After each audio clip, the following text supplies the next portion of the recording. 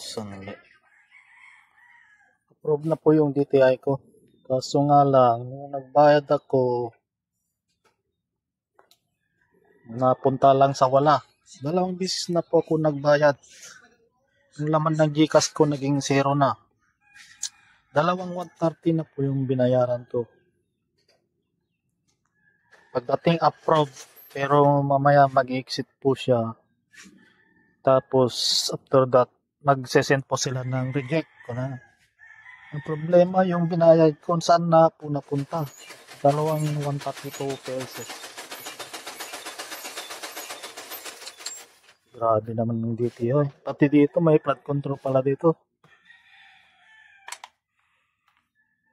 Maraming mabibiktima po dito.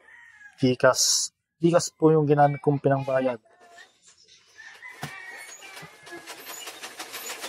Ayusin nyo po ito, DTI. Nawala po yung pinangbayad to. Pero 0 pa rin yung kanto.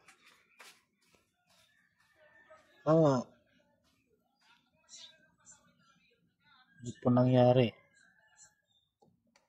DTI, Trustmark. Pakiayos nyo po ito. Saan napunta na po yung kanto? 260. Bali 130 po yung babayaran ko.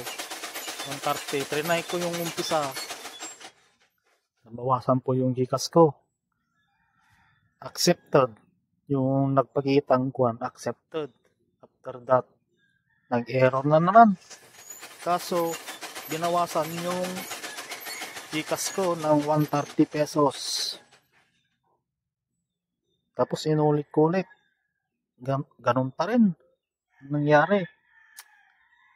Pati dito, may flood control na pala. Palang nangyayari.